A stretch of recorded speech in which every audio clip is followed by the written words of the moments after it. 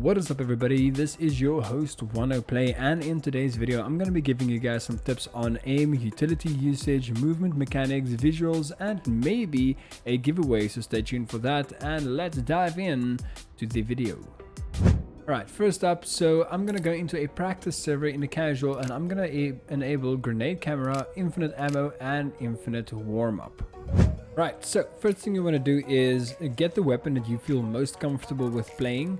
On my side, I'm just going to use the normal M4. One thing that I've learned from, I think it was like Nothing or Flom, no, I think it was Flom, yeah, Flom. So what I learned from Flom is when you shoot and you move sideways, your bullets are not accurate at all. As you can see, it's literally all over the place. It's crazy. It's basically impossible to manage. But let's move to another point where there's a nice lack of flat surface. All right. So let's say around here, right? If you crouch before, and this is very important before, if you crouch before you shoot and you move sideways, you'll see that it's very, very easy to actually handle your spray. So let's just reiterate that. When you crouch before you spray and you spray, then your bullets will be very, very accurate compared to when you stand and you spray. Even when you stand, you spray and you move.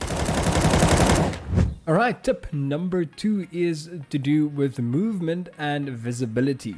Now, a few movement and visibility tricks that I've learned over the years in CS, and especially in CS2 because CS2 has a massive, peakers advantage, is when you're standing further to the edge than your opponent are, and that is also very important, then you will be able to see your opponent quicker than he can see you, but that only works on the right side. If it's on the other side, the left side, then your left side of the body will probably stick out a little bit before you can actually see your opponent there. One more thing to mention is that doesn't apply to all situations.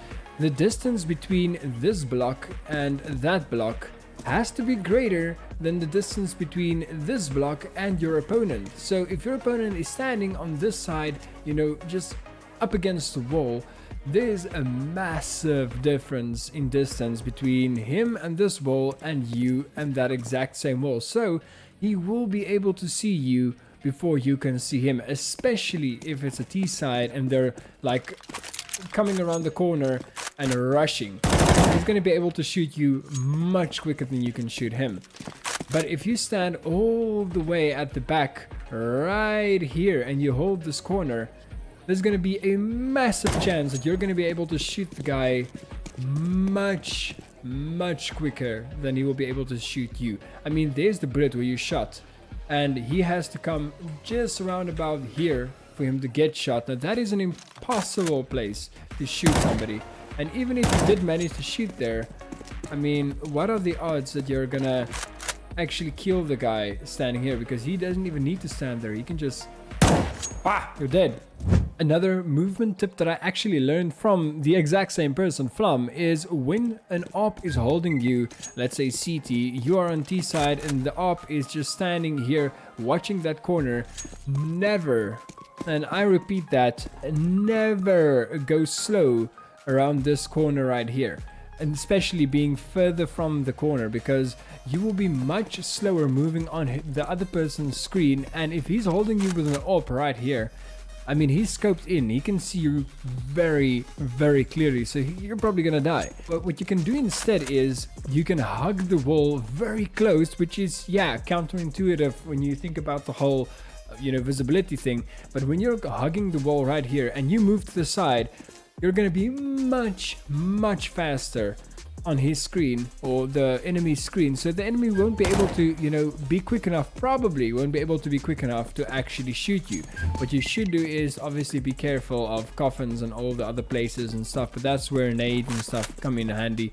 Very, very nice. But if you can wide swing here and then shoot, there's a much bigger chance that you're going to be able to hit the person there, especially if you have a teammate that is actually kind of like, going with you and trying to shoot the other places. Alright, moving on to grenades. Now grenades, the best way to practice grenades by far in CS2, because it's obviously much better built in than it was in CSGO, is with your practice server. In the beginning, I showed you guys you should have the grenade cam on, and the reason for that is when you have a smoke, let's say, and you want to practice having smokes on mid side, you know, from the T side, mid vertigo, as soon as you enable that, you know, smoke cam or grenade cam and you pull the smoke, it's going to show you exactly where everything lands if you're, you know, not jumping or anything like that, but just throwing the smoke. You know there's nobody coming mid, but you want to smoke that awkward little place where they usually shoot you from boost.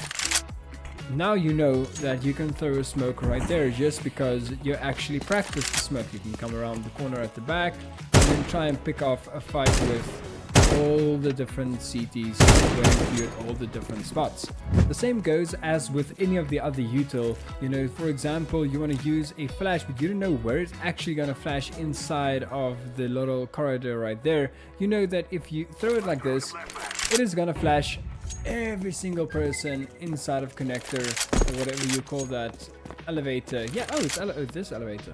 The last step for today that I think you guys should obviously work on is then game sense. Now, game sense, you've probably heard that a lot. If you know what it is, awesome for you. If you don't know what it is, I'm going to tell you right now. Now, game sense is when you kind of know, and you don't need to exactly know where everybody's going to be at all times, but it is by kind of knowing what your opponent might be doing in a situation. Now, let's say you are T-side on Anubis, you threw a smoke right there just for water to not be able to instantly kill you. You know that if they know you're here, there's one of 3 or maybe 4 possible places where they might be holding you. So you might be coming at the back right here, maybe trying to pre-fire that spot by CT, maybe connector, try and get it killed there. They might be at the back, I don't even know what you call that. And then obviously there might be like anywhere here between water. Now, game sense does build up over time, so don't, you know, blame yourself if you don't know exactly what the enemy is going to do. But by doing that and learning yourself and repeating all the steps and just analyzing your opponents, especially when you're playing a competitive game, you should be able to learn bit for bit where they might be and what to expect. And that is a great way to just, you know, get a lot of free kills, because people tend to do the exact same thing, and it's not only, you know, for one person, it is for a lot. Like, most of the players do the exact same thing. Most of the players will peek this corner when they are trying to shoot from mid, and the exact same thing on the other side. If you want to come from this side, T side, they're probably going to be in that corner. If not, they're probably going to be in that corner, but they don't usually peek that unless you come close and they know you're close. And that is it for today. If you guys, you know, enjoyed any of these tips or anything helped you here at all, let me know in the comment section down below. Also, let me know a tip on your side. If you have anything else to add to this, maybe I'll put it in the next video. And if this video can get to 50 likes, I'm going to give away that SG553 that I just used on that map. It is this one. All right, I'll be giving away the SG553 Cyberforce to somebody in the comment section down below if this video can get to 50 likes. With that being said, I really hope you guys enjoyed, and this is Wanna Play signing off.